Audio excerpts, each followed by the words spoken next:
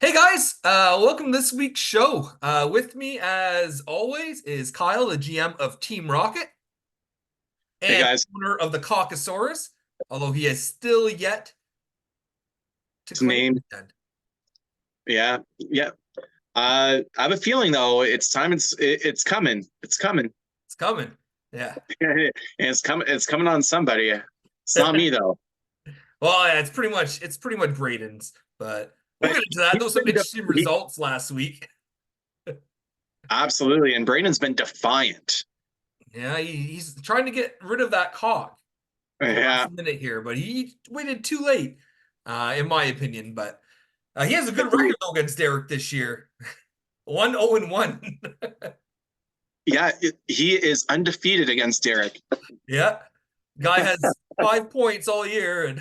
And as always, I'm your commissioner and champion of Team Ramrod. This is what it's all about, boys. It's almost time to compete for this bad boy. I want my name on here again on this side. I want 3 of the 4 spots. I think some people have something to say about that though.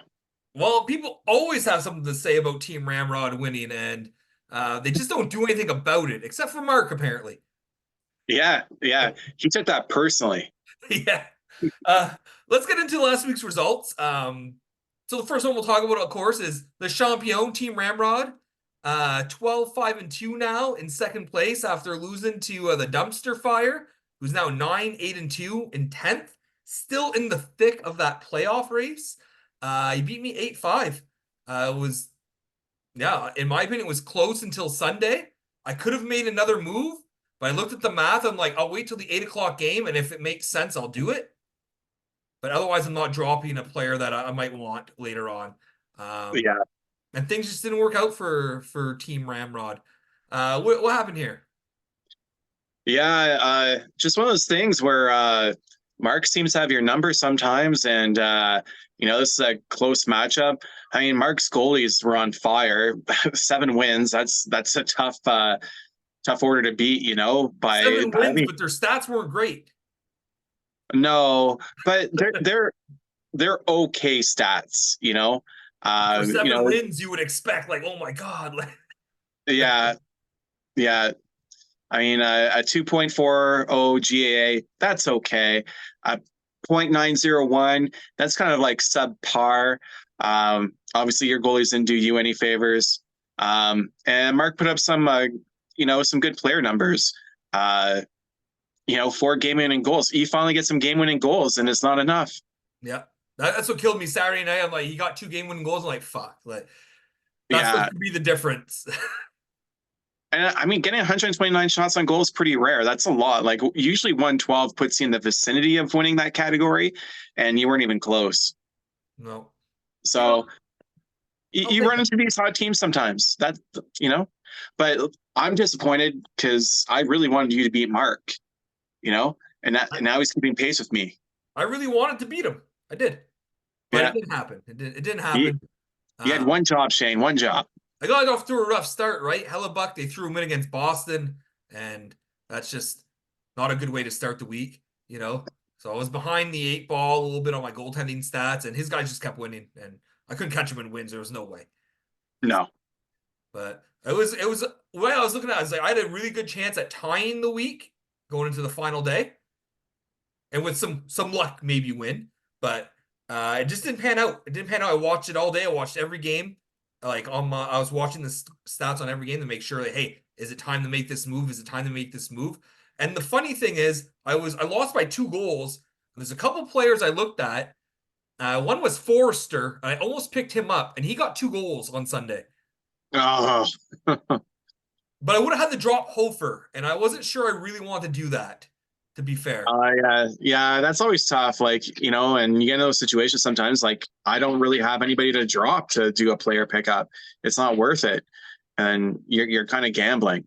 I I mean, I dropped Brassois, who I didn't really want to drop because I needed to do a player pickup. I'm like, oh, I don't really like this, You gotta but home, yeah, oh, I know, I saw, especially because and Winnipeg has 2 back-to-backs this week. Oh, well, there you go. So like I'm gonna jump on that. Yeah, yeah, you might as well. And you've been wanting to jump on it for a while, so I'm glad he's with you. He's where he belongs, right behind Helly. Yeah. But good on you, Mark. Good week for you. Good win. I congratulated him. You know, we talk. Me and Mark we talk, and you know, um, I'm still upset that he beat me in the finals, but you know, he beat me again. So he just seems to have my number. He's one of those teams. It's all those low teams that usually have my number. Yeah. And well, it's not looking good for him to make playoffs, though, if this week is an indicator. Well, it's rough. He's in a rough spot, He but is. he's not out in by any means. He has No. Corey this week, I believe, and then he has a couple other matchups against teams that are like fighting. So playoff race continues to be very interesting, which we'll talk about in a little bit. We'll go Yeah. over the standings.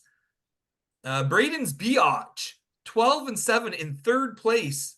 Losing to Forgot About Dre, 14-3-2 in first place. What happened here? Nick hasn't lost since the 10th week, and you see why. He just put up elite numbers. Like nobody in the league is really touching him with the kind of numbers that he's putting up right now. Uh, he's making a very compelling case for being the favorite going into the playoffs. Well, he is first place. His first place, it's for a legit reason, and he easily dispatched of a rather good team. Yeah, like, it's hard to argue against Nick's team. Kucherov has been on fire, and by proxy, Point has been picking up points. Yeah. Draisaitl is still doing Draisaitl things. So, Nick has a really strong keeper core. I've been saying it for years that him and mine are the top two keeper cores in the league. And there's a reason that he's always near the top of the standings, right? He built his team well. And this year, it's all of a sudden he's awakened and he's performing at a top level, his guys, right? So Oh yeah, he's in beast mode. good for him. I hope to meet him in the finals, to be honest. I want the best of the best to be there. I don't Yeah. want to play no fucking jobber like Domo in the finals. Who did I play against last year in the finals? I don't even remember.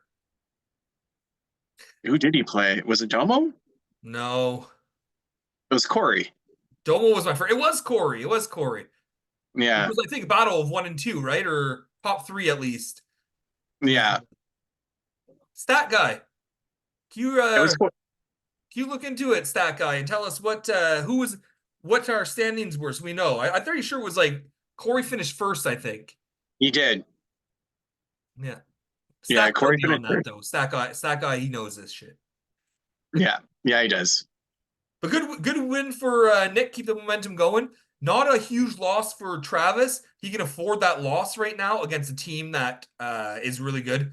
Yeah. Yeah. I don't think Travis is in any real danger of dropping. No. So it was just a battle of two big teams, and one had to come out on top. Yeah. This one was interesting. Paulie the goalie, 9-10 in 11th place, staying alive in the playoff hunt here. After beating Zvetch Me a drink, Dan fallen to 11-8 in 5th place. What happened here? This is really interesting because you know, usually we harp on Dan's goalies, but actually Dan took the goalie categories. So that pickup worked out well for him. He got 4 of the 5 goalie categories, and it was just Sean's players did well, and Dan's not so much. Like they put up decent numbers, but Sean's were just better. And yeah, Sean has a rather good record.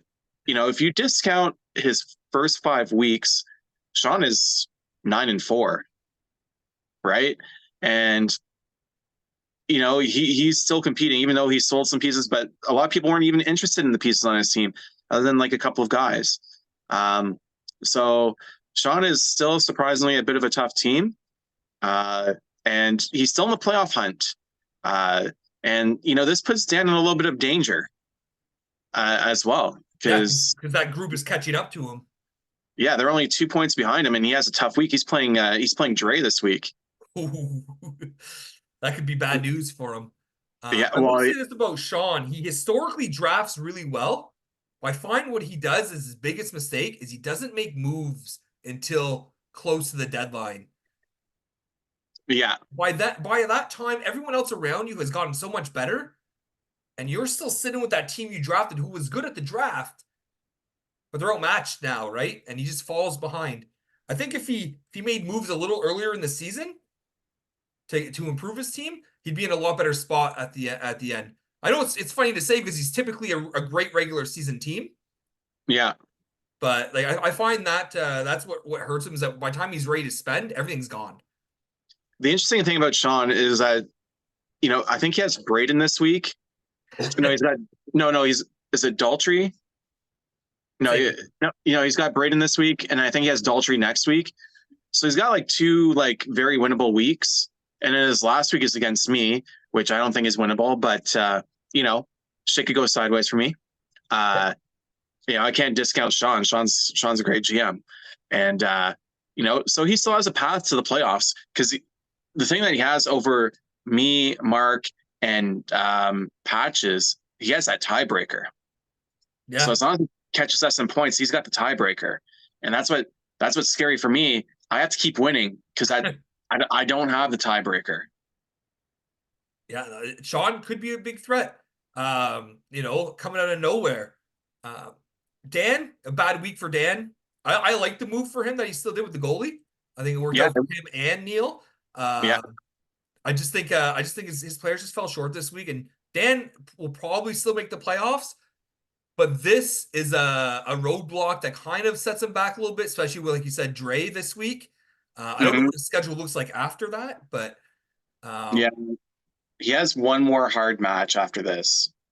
you know. But I still think he makes the playoffs. But he's in that danger zone. Because the bare minimum entry to the playoffs is going to be 24 points, and I think there's going to be people in the playoffs with 24 points. And I think there's going to be people out of the playoffs with 24 points. just crazy That's to kind of, think about. yeah, and that's my best prediction right now. And Dan doesn't have those two ties holding him back. So, as long as he wins one of his next 3 weeks, I think he'll be fine. But you never know. Well, big win for Sean. Um, he needs to pull it up this week, Dan, against Dre, to kind of ensure he makes it in. But big week for Sean. NA goalie paradise, 6-13-0 in 14th place after losing to Patches O'Hooligan, 9-8-2 in ninth place. So again, Patches hanging out in that playoff hunt. What happened here? Patches put up some decent numbers across the board, and got him 10 big points here. Casey actually had a decent week, but Patches was a little bit better. And that's the big story here. Patches keeping pace with a playoff spot. I think Patches has a tough road to the playoffs. He has an okay week this week, but then his last 2 weeks are a bit tougher. So we'll see what he does.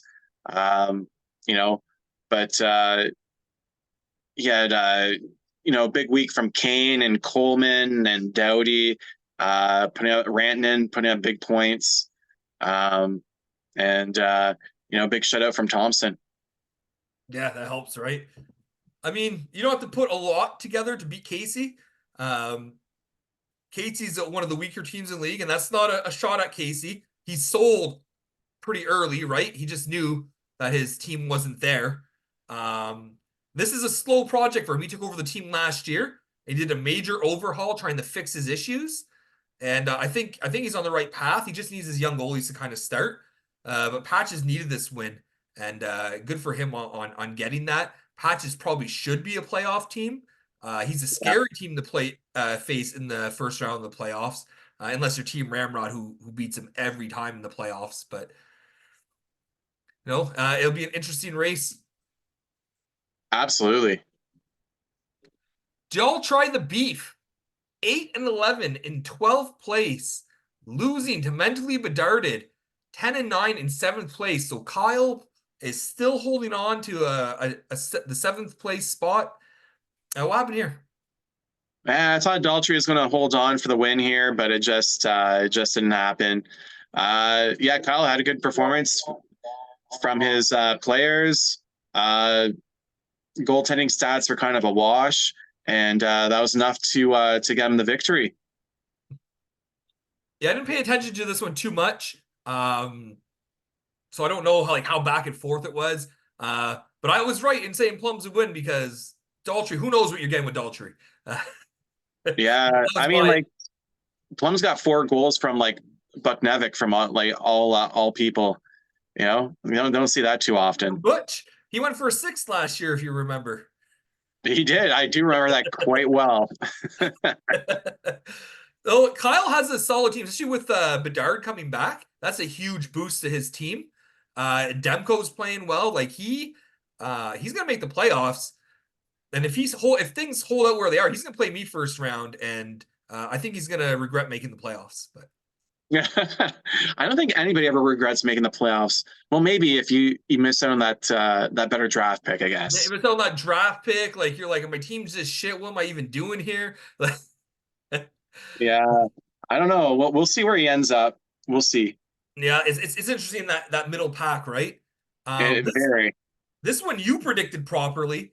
Who would have thought, given confidence to Braden, Wild Husky Hockey, 2-16-1 in last place, defeating the second last place team at 4-13-2. Fantasy football is over.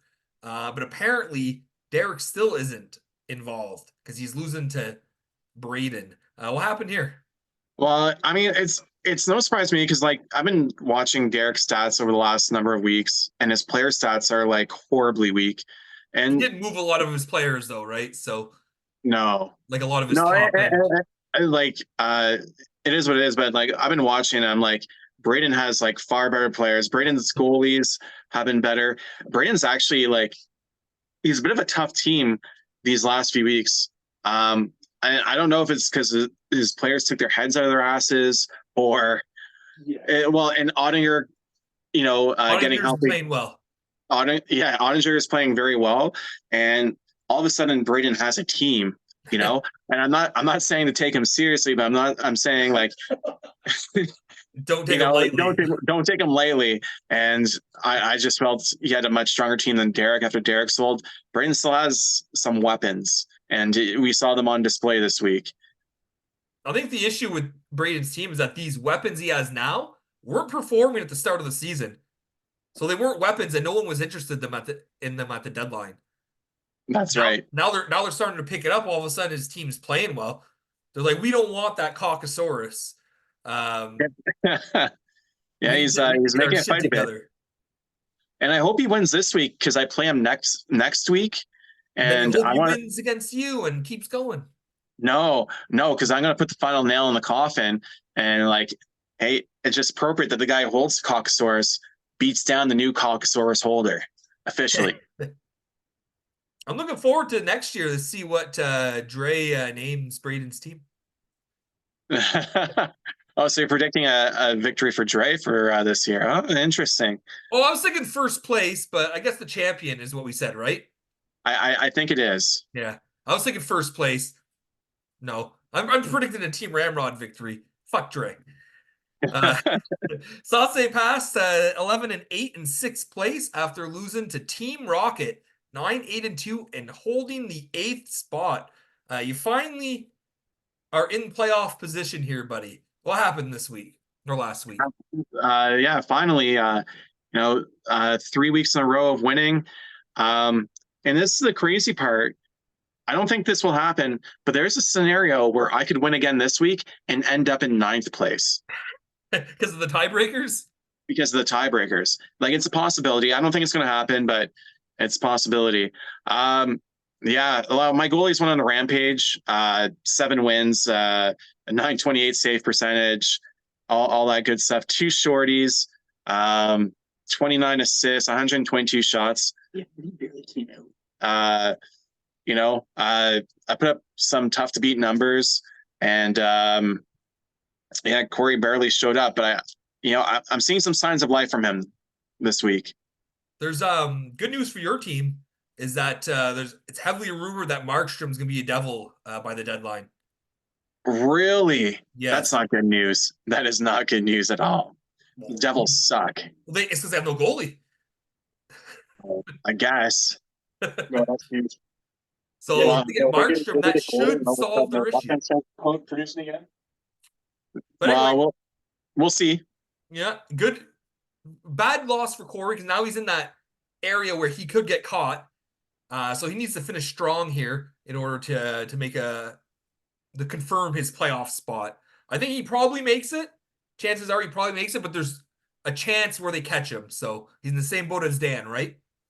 Yeah, unlikely to fall out of a playoff spot, but not out of the woods. Exactly. There's only what 3 weeks left in the season, so And Corey has a tough schedule. mhm. But in my opinion, he just needs to win one of those 3 weeks to guarantee a spot.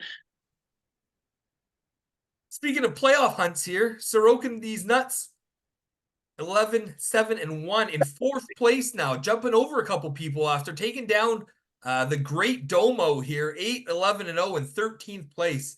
Domo surprised me at the deadline and sold a lot of pieces to recoup some draft capital. I like that move by him because the odds are he was not going to get in. What happened here? Uh, yeah, I mean, Neil has a great player base. Surprisingly lost the power play points with 17 power play points. That's kind of crazy.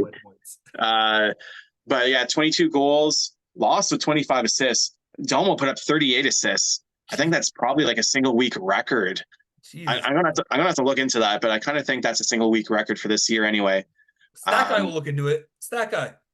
Yeah, oh, that's also Neil. Right, yeah, 6 game-winning goals, pretty impressive. Kaprizov, who he got 6 goals and 6 assists this week. He killed it. 6, yeah, absolutely murdered it. That's scary, man. And he like Velarde, 3 goals and 4 assists. La di da. Just a couple of players who just absolutely annihilated him. They're kind of scary. I don't think Kaprizov does this another week, but Neil has some weapons, and Neil picked up a couple of pieces of the deadline, and it shows. Kaprizov, though, was on fire. They had that first game of the week here on Monday against Vancouver. They won 10-7. He had 6 points in it. So half his points came from that one game, but he was still productive the rest of the week, right? I'm not trying to shortchange him here. He had one huge game, which makes a difference in a week, right? When you get one guy putting up 6 points in one game. Yeah, exactly. Big win for Neil. Tough loss for Domo. Let's take a look at these standings here. So at the top, we have Forgot About Dre, still the only team that's clinched with 30 points. 4 points behind him, you have me, Le Champion, Team Ramrod here at 12, 5, and 2 with 26 points. I got a 2-point lead up on Travis, who's in third place with 24 points, 12 and 7 record. Neil, again, 23 points in fourth place. Dan and Corey both at 22 points in fifth and sixth. Then we get this fucking clusterfuck here. We got Plums, yourself, Patches, and the Dumpster Fire all tied at 20 points, holding technically that 7th spot, but 7 through 10 really, right? Yeah. Very interesting. And then right behind them, right at your heels, you have Paulie, who's just staying relevant with 18 points in 11th place. And then it starts to drop off. Daltrey and Sun are both at 16 points here. They're out. Yeah. They're pretty much out, barring some kind of miracle. They got Casey at 12 points, Derek at 10, and then you got Wild Husky Hockey at 5. Yeah. And not so long ago, he was only at 1 point. What really is interesting to me is this 5 through 11. Yeah, absolutely. So this is really interesting. And as I was saying earlier, Dan is playing Dre, which means there's a high likelihood that Dan is going to lose and find himself in the pack next week, right? You got Corey versus Mark. So you got number 6 versus number 10, 2-point difference going on this week. So depending on how that goes, if Mark wins, he's tied with Corey. If Corey wins, Corey can, breathe a sigh of relief. And then you got also in this pack, me versus Kyle, right? So you got 7 versus 8, and then you got Patches here who has a bit of a I don't want to call it a bye week, but he's playing a guy who sold, right? He's playing Casey, so Should be a win. should be a win. Never know. Casey's not going to give up. Uh, so there's a lot of interesting scenarios. One of the big scenarios is tiebreaker, right? So those who have 2 ties are always going to be behind the ones who have no ties in the event of a points tie. Yep, So he's this is been where hitting that up. Sean is a bit of a threat is if he has an easier schedule, and if he can just manage to tie and catch up to the group, he's got tiebreakers on most of that group. So it's going to be one to watch, right? He has the easiest schedule. The rest of us have Mark probably has the toughest schedule. So I expect Mark to drop, but Mark has been defying expectations, so it's hard to rule him out. What helps Mark is that the Flames started playing all of a sudden. Kadri and Huberto are what killed me last week. All of a sudden, they were lighting it up. Like, Yeah, yeah. But an interesting race. I look forward to seeing how this all pans out over the next 3 weeks. absolutely. We do have a few trades to talk about. This will be the last time this season we really talk about trades. So, Paulie the goalie and Braden's Biatch hooked up. Paulie getting Jackeye and a 9th in exchange for McCann, who was a keeper for Sean, and a 14th. So I've talked to Sean, and Sean agrees this was probably one of his biggest mistakes, is he kept McCann over Kreider. And Mm, not that McCann is a bad player. Kreider does a lot. So yeah, I think that was one of his mistakes, and that's kind of what started his slope. He got off on the wrong foot when he set his keepers, and I think he started dealing with Team Ramrod. And I just took away all his good players. yeah. But I like I this do. deal for him. I don't think he could have got a better deal than a 9th. I think the deal is just fine. And yeah, I've been burned on keeping the wrong players before. It happens. You live and you learn, I guess. But fantasy sports is, it's not an exact science. You don't know how these guys are going to do if it's a contract year or whatever. They might get Uh, injured. Like, there's a lot of risk. there is, and yeah, just sometimes these decisions don't pan out. But yeah, I agree. A 9th is a pretty good deal. Forgot about Definitely Dre getting some draft capital here, moving Nishkushkin and a 13th to Pauly in exchange for an 8th. great move. No player back, just give me an 8th. Yeah. Well, if he's out for the rest of the season, this is a keeper for Sean.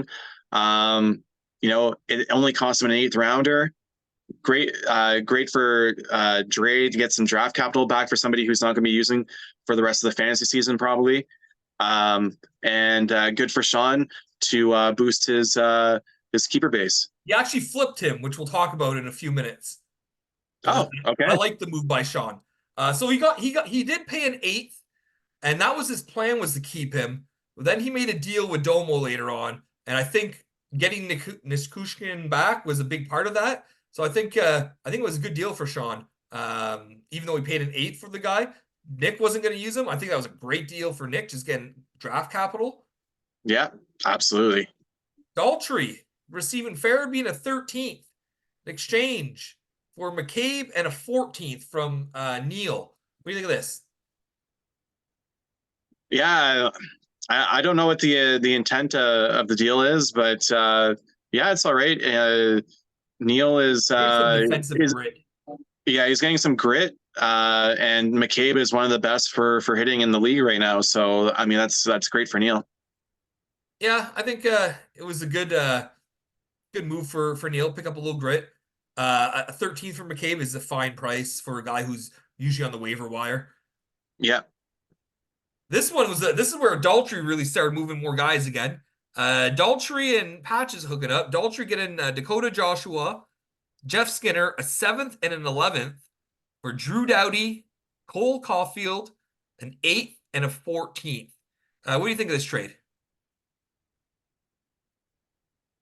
um, Yeah, I mean, good move for Daltrey to move a few more players, upgrade his draft picks a little bit, and Patches made some minor improvements to his team, gets rid of a guy in the IR, and doesn't pay much for it. That's the one my one criticism about this trade. I don't think Daltrey got enough. I don't like that seventh for an eighth. What's that doing Yeah, for you? What's that doing for you? It's doing nothing. Other than that, if the other pick was a little higher, I would think that was a great move for Daltrey. We gave away Caulfield, who's a scoring machine, and Doughty, who's a pretty solid defenseman, puts up everything. And all you got was a 1 round upgrade in the early rounds, and then a 3 round in the mid rounds. Like, you yeah, I agree. should have He been a probably could bigger have got gap. a little bit more out of that for sure. And Yeah, that's why I like this deal for Patches. I definitely Uh, like it for Patches. yeah, I don't like it for Daltrey. I get he gets that seventh, but you're looking at it's Patches seventh, or yeah, no, it's Daltrey's seventh. He must yeah. have got the seventh back. There's really not much difference there. No. This is the trade I was talking about. Nishkushkin, a seventh and a ninth, going to Domo in exchange for Quinn Hughes, a 14th and a 15th. So Sean flipping Nishkushkin and getting Hughes, which is having a huge season. I think this is a great trade for Sean. And Domo again getting some draft capital. He said, "I'm going to sell. I need draft picks this year," which is where he went Yeah, wrong last year. What do you think? yeah. Yeah, I agree with you. It's good for Doman to get some draft capital so he's not going naked in the next season because he's hurting right now, right? He's not even in the playoffs. Usually he does all these trades and flips all these guys and he ends to the playoffs and he's come close a couple times, and we sit there and say like, oh, well, why is someone doing this, this, and this? And then he keeps getting these results and we're like, okay, well, maybe we should just shut up. But now it's like, well, you're not even close to the playoffs, not really close to the playoffs. You have nothing to show for it. So it's good to see that, he's going to flip a couple guys, get a little bit of draft capital. So he's not going into next season with bare shelves, essentially.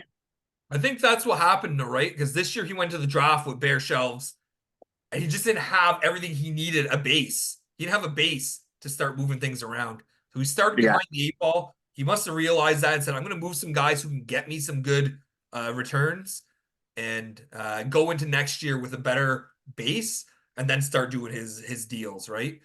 Yeah. Fetch me a drink and Domo hooking up. Dan getting Jonathan Quick, a 15th and a 16th for Huso, an 8th and a 12th. What do you think of this?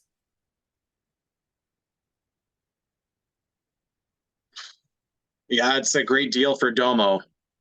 Um, and I mean, like, it's good for Dan because that should shore up some of Dan's goaltending and prep him for a playoff run. We saw he got some good results from his goaltenders this week. So a good move. I don't know if I'd pay an eighth and a 12th for Quick, but he is getting more crease time in New York. So maybe that's the right value for him, you know. He's playing at an 8th level, I would say. He's not a long-term solution, but he also has Igor. So he has the duo now. Oh, right. Yeah. He's got the Rangers duo, and the Rangers are a great team right now. So I Yeah, think he keep did a that great job rolling. shoring up his goaltending. Like, Yeah. Yeah, for sure. Yeah, he's got the New York Ranger duo. Yeah, that's one thing we fantastic. criticize Dan about a lot is that he's not willing to spend to improve his goaltending, and I can't say that now after last week. He just went out and spent all these picks on goaltending. He knows that his window is right now. He's never going to have a better team than right now because of where he drafted last year. So he went and made the adjustments he needed to really compete this year. So I like this deal for both of them, really. You're not keeping Quick. You shouldn't be keeping Quick at this point when we only have 5 keeper spots. Yeah. So good move on Domo. Great move for Dan to bolster his goaltending. I thought at least. We have Paulie picking up a 12th from Domo in exchange for Warinsky and a 13th. What do you think of that? I mean, it's a nothing upgrade, but I just think why, you know? I think he wanted the body. Like Warinsky's Yeah. a solid defenseman, and I think that's what it was. It's just like if Oh, I can find Warrenski on the waiver wire right now, I can use him right now. yeah, I guess. Yeah, maybe he's just trying like one last ditch effort to see if he can sneak in the playoffs. He's trying to stay competitive. Yeah, yeah. I appreciate that, but at the same time, it's a bit of a waste of draft capital at this point, I think. Daltrey, getting a ninth round pick, my ninth round, uh, in exchange for Domo in exchange for Victor Hedman I for a hope this is a 13. keeper. I I hope it's a keeper for him. yeah, because otherwise, like this On his doesn't make me. roster, it should be. Yeah, I hope that's a keeper on his roster because otherwise, I don't understand this trade. I like understand getting Hedman. That's great if you're trying to be competitive. I think that's what it is. He's trying to not roll over. And look at his team. His team's bare, right? He's got Yeah, Miller, he's got Kachuk, but all the rest of his players aren't. I wouldn't say keeper worthy in on most teams. So yeah, adding Hedman doesn't hurt. You're starting next year with a good defenseman who's going to put up some points. true that. Well, that's it for part one. Come back for part two, guys, and we'll talk about this week's matchups.